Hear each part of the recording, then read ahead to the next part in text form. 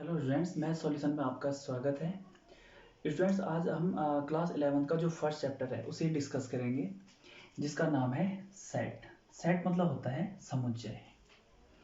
Set को discuss करने से पहले हम सेट का जो बेसिक है उसे समझ लेते हैं कि एक्चुअल में सेट किसे कहते हैं और किसे नहीं कहते हैं। ठीक है, तो डेली लाइफ में आप क्या करते हो, बहुत सारी चीज़ें ऑब्जर्व करते होंगे कि किसी भी चीज़ के कलेक्शन के बारे में, कि ये इस चीज़ का कलेक्शन है और ये इस चीज़ का कलेक्शन नहीं है।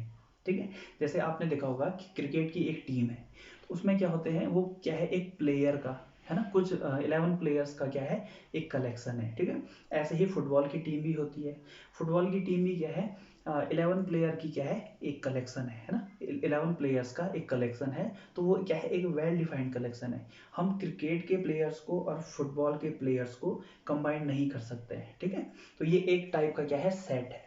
इसी टाइप से आप इंडिया में देखते होंगे, रिवर का क्या है, रिवर्स, अलग अलग टाइप की रिवर्स है ना, अलग अलग नाम है उनके, उनका भी एक क्या है, कलेक्शन है, वेल डिफाइंड कलेक्शन है। अब हम इंडिया की जो रिवर है उन्हें हम अदर कंट्री में नहीं इंक्लूड कर सकते हैं ना, तो अदर कंट्री और इंडिया की कंट्री की जो रिवर है उन्हें हम एक साथ नहीं ले सकते। तो उस कलेक्शन को हम क्या कहेंगे, सेट नहीं कहेंगे। ठीक है, तो सेट के लिए क्या है, मेन यहाँ पे एक वर्ड आता है,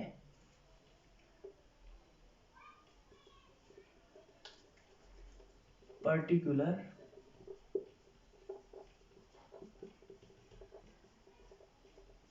प्रॉपर्टी। ठीक है, किसी भी सेट के लिए क्या होना चाहिए, उसके अंडर में जितने भी एलिमेंट्स हैं या ऑब्जेक्ट हैं उनके लिए क्या होनी चाहिए, एक पर्टिकुलर प्रॉपर्टी वो क्या करनी चाहिए, फॉलो करनी चाहिए। ठीक है, वो जो भी एलिमेंट हैं या जो भी ऑब्जेक्ट्स हैं वो एक पर्टिकुलर प्रॉपर्टी को क्या करें, फॉलो करें। ठीक है, तो हम इसकी थोड़ा डेफिनेशन को समझ लेते हैं। ठीक है, उसके बाद उसको हम डिस्कस करेंगे कि एक्चुअल में सेट क्या है।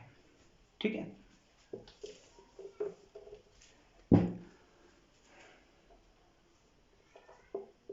सेट, सेट की डेफिनेशन है a well defined collection of objects are called set। ठीक है, a well defined collection of objects are called set. ठीक है, well defined collection of set. ठीक है, वेल डिफाइंड कलेक्शन किसका होना चाहिए, ऑब्जेक्ट्स का। अब ऑब्जेक्ट क्या होते हैं, जो भी इस यूनिवर्स में लिविंग और नॉन लिविंग थिंग्स है।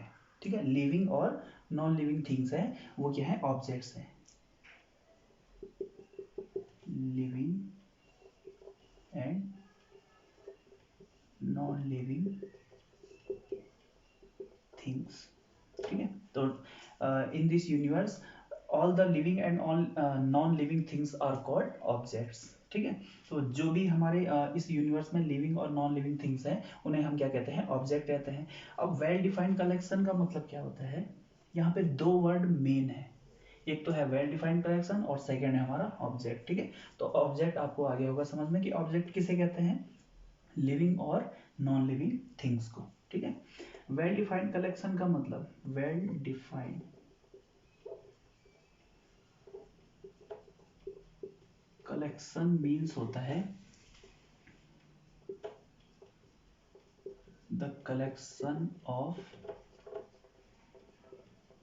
Objects, the collection of objects that follow a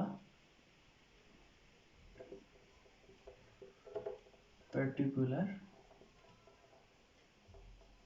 property. ठीक है, वेल डिफाइंड कलेक्शन का मतलब है कि ऑब्जेक्ट्स का एक ऐसा कलेक्शन जो क्या करते हैं, एक पर्टिकुलर प्रॉपर्टी को क्या करते हैं, फॉलो करते हैं। जैसे फॉर एग्जाम्पल, एक बहुत अच्छा एग्जाम्पल है हमारे पास, the collection of all vowels of English alphabet,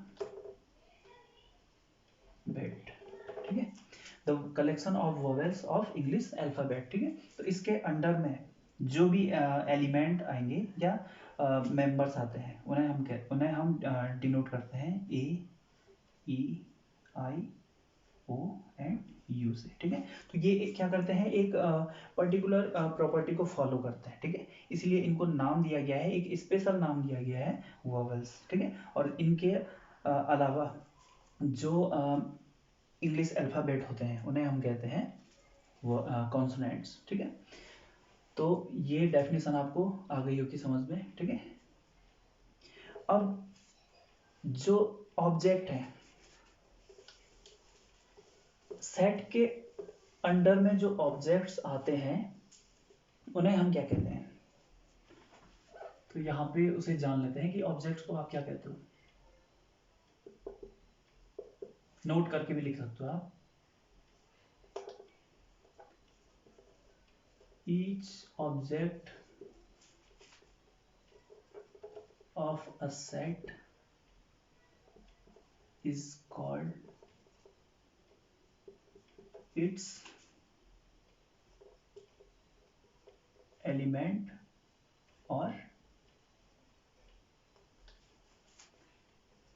member, ठीक है। जो भी ऑब्जेक्ट होगा किसी सेट के अंडर में उसे हम क्या कहते हैं, एलिमेंट कहते हैं, या उसे एक और नाम दिया गया है मेंबर, ठीक है। Member, suppose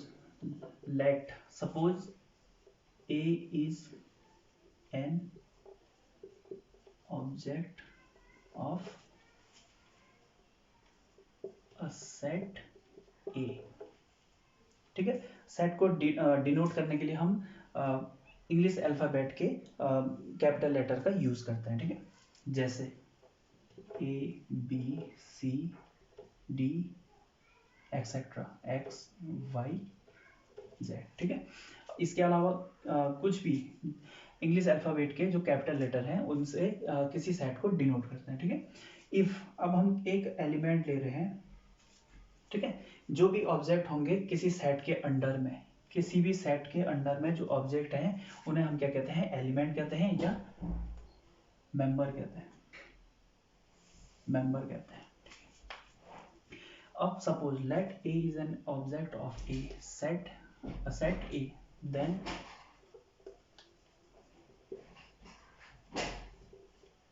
we say A is belongs to A। ये जो सिंबल है इसका मीनिंग है belongs to, या इसे एक और फॉर्म में लिख सकते हैं हम कि जो ये A है, A is an element of set A, ठीक है। तो जो भी एलिमेंट होगा किसी सेट के अंदर उसे हम क्या कहेंगे, ऑब्जेक्ट कहेंगे, और उसे हम डिनोट करते हैं इस तरीके से आप उसे पढ़ सकते हो कि A is belongs to A, ठीक है। तो ये आपको आ गया होगा समझ में। अब सपोज A क्या है, स्मॉल a, सेट A का एलिमेंट नहीं है, तो हम इसे डिनोट करते हैं A does not belongs to A। इसका मीनिंग है, इसे आप कैसे पढ़ोगे कि जो A जो ऑब्जेक्ट है A does not belongs to A, ठीक है। अगर A क्या है, किसी सेट A का एलिमेंट नहीं है, एलिमेंट या मेंबर नहीं है, तो हम उसे कैसे डिफाइन करेंगे या कैसे पढ़ेंगे, A does not belongs to A, ठीक है। ठीक है। अब इसके बाद है कि सेट को डिस्क्राइब कैसे किया जाता है।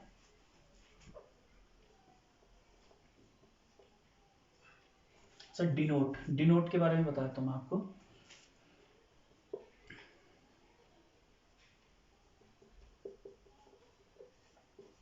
every set is denoted by capital letter of English alphabet. ठीक है। First point, every set is denoted by capital letter of English alphabet. जो भी सेट को आप डिनोट करोगे उसे आप इंग्लिश अल्फाबेट के कैपिटल लेटर से डिनोट कर सकते हो। As for example capital A, capital B, capital C, X, Y, Z, etcetera. ठीक है। सेकंड पॉइंट है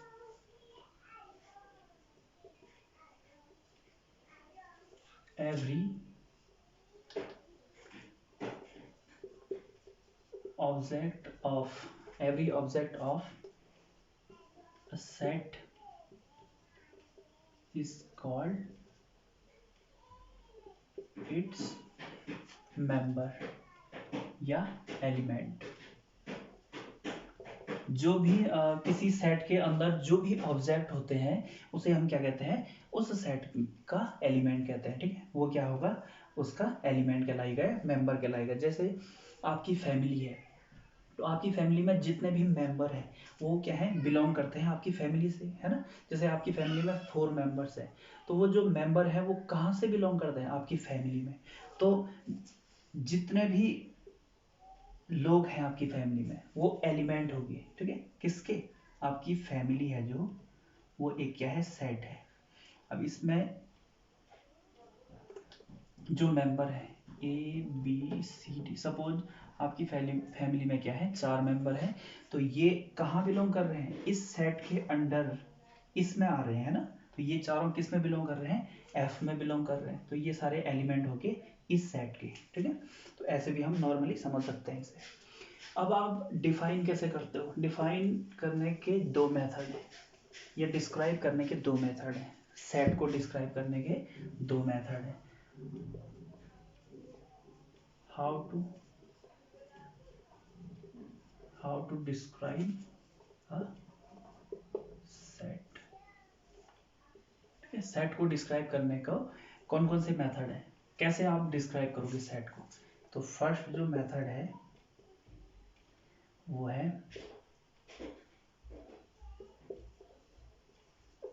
tabulation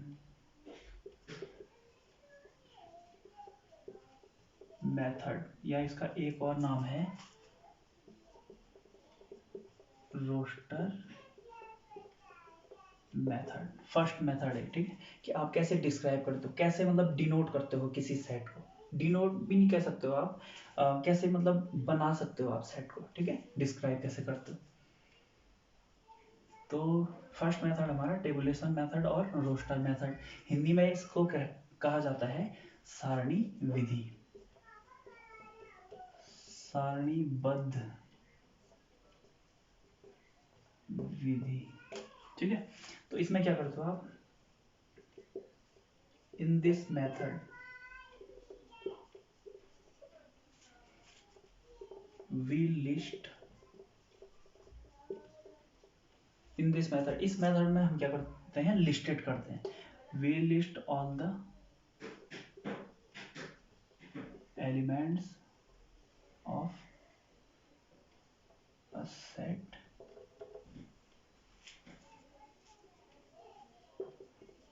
with in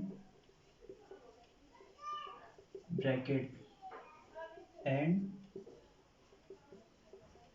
separated them by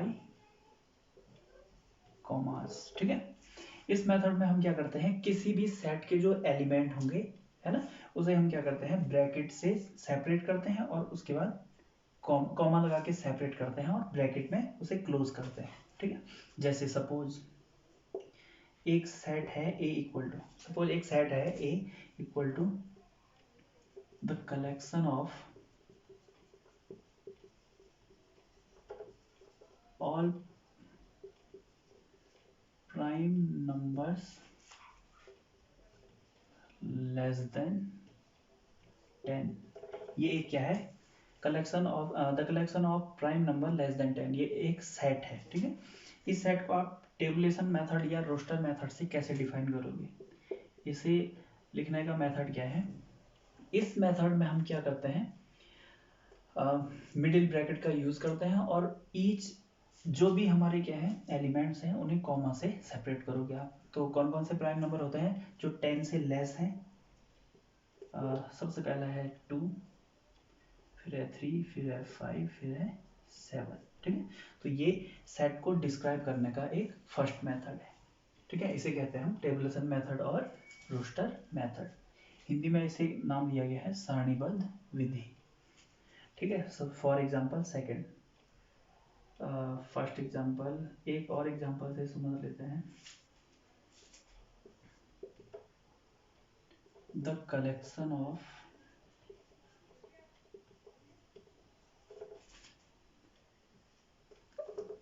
all even numbers, the collection of all even numbers less than 20।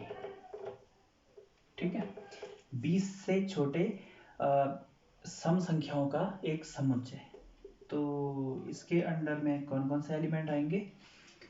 First आएगा 2, फिर 4, फिर 6, फिर 8, 10, 12, 14, 16 और 18। ठीक है, तो ये सारे एलिमेंट क्या है, इवन नंबर्स हैं, है ना, सम संख्याएं हैं और क्या है, लेस देन 20 है। ठीक है, तो ये आपको आ गया होगा समझ में कि हम कैसे करके टेबुलेशन मेथड और या रोस्टर मेथड का यूज करते हैं किसी सेट को डिस्क्राइब करने के लिए। ठीक है, अब है हमारा जो सेकंड मेथड है।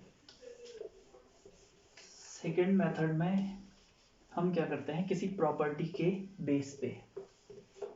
ठीक है, सेकंड मेथड है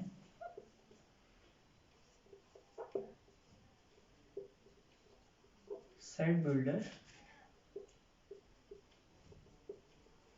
मेथड। हिंदी में इसे कहा जाता है समुच्चय निर्माण रूप। ठीक है, सेट बिल्डर मेथड में कैसे इसको डिफाइन करते हैं, तो इसकी जो डेफिनेशन है उसे लिख लीजिए आप। In this method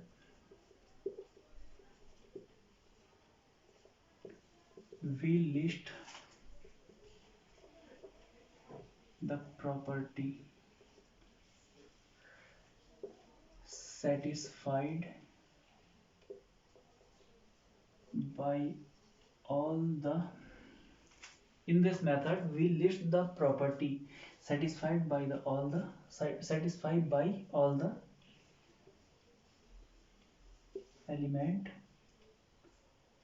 elements of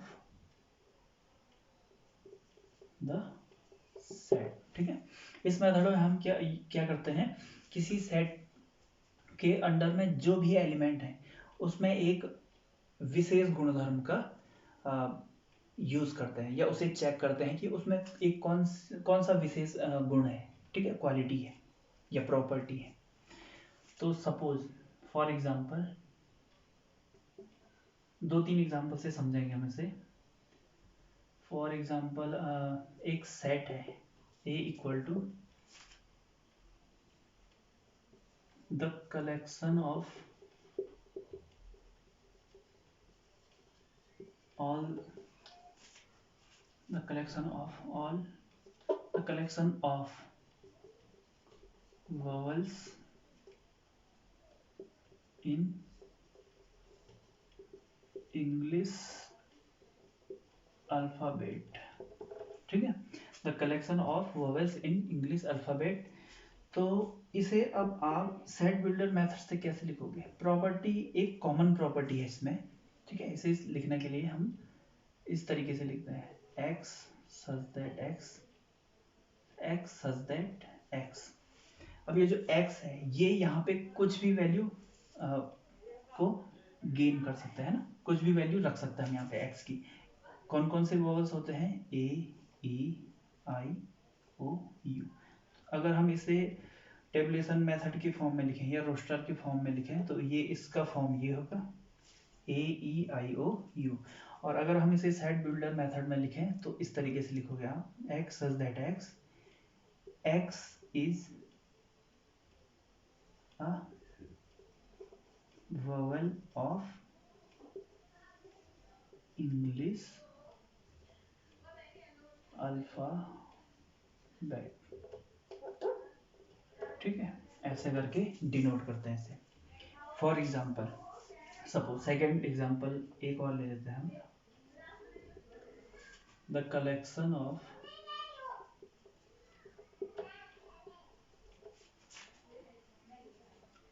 all odd numbers, natural number लेते हैं। The collection of all natural numbers less than 10। ठीक है, ये एक क्या है, कलेक्शन है। ठीक है, सेट है, collection of natural number less than 10। 10 से छोटी जो भी ये प्राकृतिक संख्याएं होती हैं उनका एक सेट। ठीक है, कलेक्शन, समुच्चय। तो इसे हम जब सेट बिल्डर फॉर्म में लिखेंगे, कैसे लिखोगे आप, x सच दैट x कौन कौन सी वैल्यू ले सकता है, 10 से छोटी प्राकृतिक संख्या है। नेचुरल नंबर कौन कौन सी होती है, 1 2 3 4 अप टू 9। ठीक है, तो कैसे लिखोगे आप, x इक्वल टू n। ठीक है, x such that x equal to n। x कुछ भी वैल्यू को ले सकता है। ठीक है, तो यहाँ पे x की वैल्यू 1 भी हो सकती है, 2 भी, 3 भी, 4 भी, 5 7 8 9। ठीक है, x equal to n where n is belongs to capital N and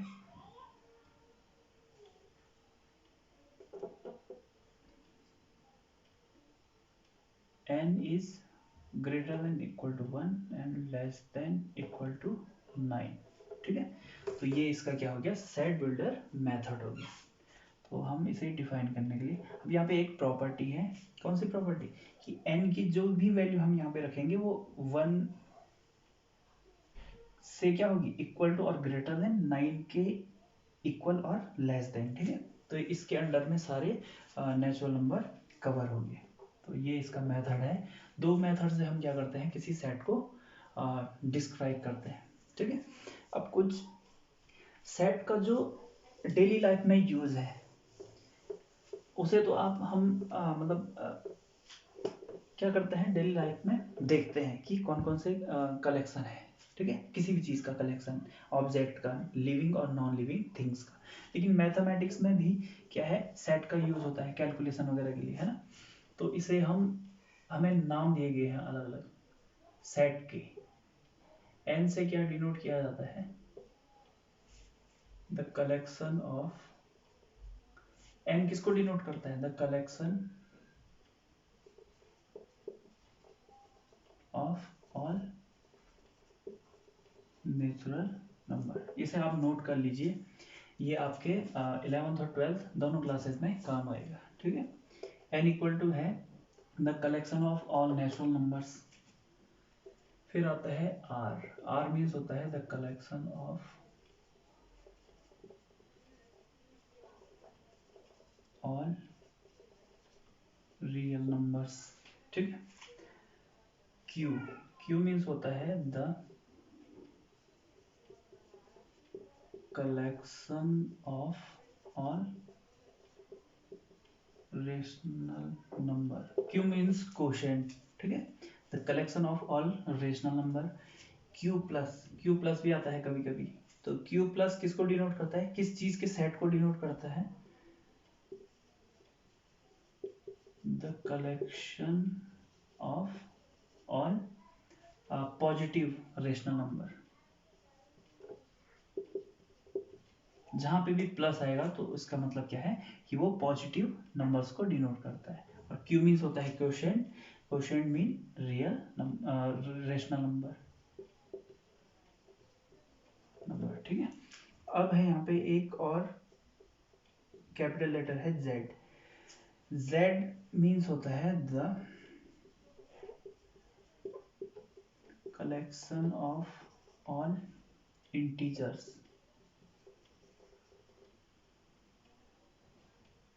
ठीक है।